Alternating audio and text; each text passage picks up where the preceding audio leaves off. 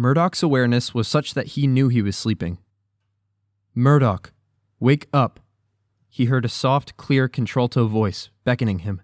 Or was he dreaming it? He couldn't place the voice, and it sounded distant, irresistible. "Kevin Murdock, wake up!" As Murdock began to wake, he found his brain to be fuzzy, and his thoughts seemed slow. Where was he? He tried, but failed to open his eyes. The lids were stuck together.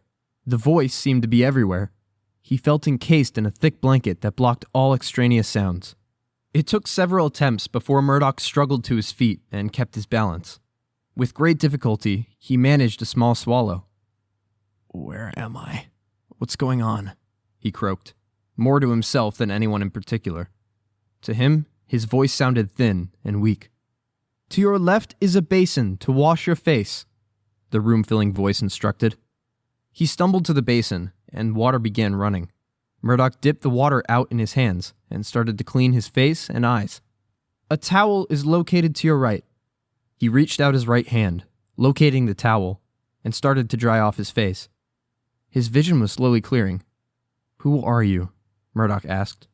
To him, the voice now seemed too perfect, too mechanical.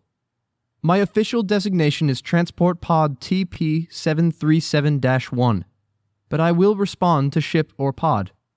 "You're a computer?"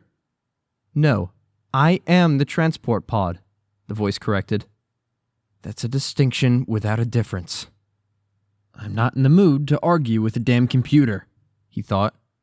His belly was empty, and he needed a coffee, badly. "Any chance for a breakfast and coffee?" he asked. "When you are ready, a meal will be waiting in the main compartment," the ship responded.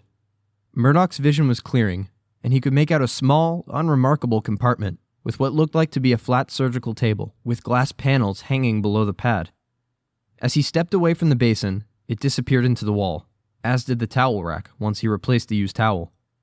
He looked down and saw that he was dressed in a clear jumpsuit, but he had no idea what the material was made of. "Your clothing is located under the sleeping pad. Press your thumb to the switch plate located on the sleeping pad frame to open the storage bin." Murdock complied, and a drawer opened just beneath the pad. In it, he found his buckskin sealed in plastic. He tried to figure out how the jumpsuit unfastened, but couldn't. So he ripped it off and began to get dressed. Once clothed, he looked around and noticed a doorway. As he started toward it, he heard a slight sigh behind him.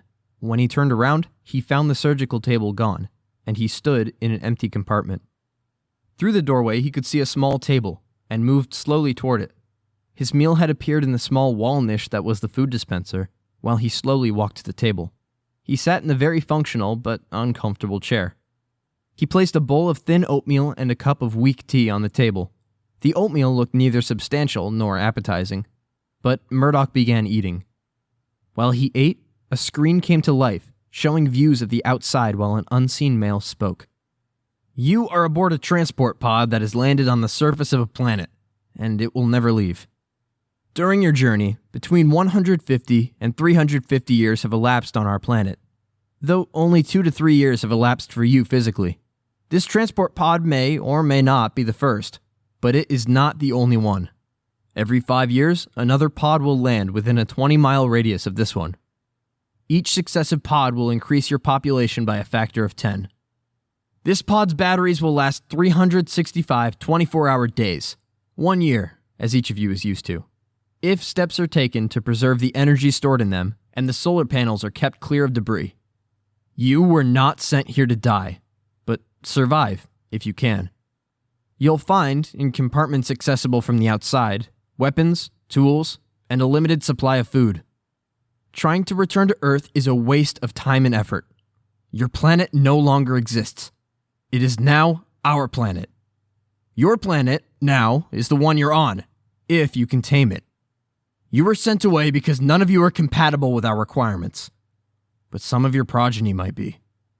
Good luck." The screen went blank.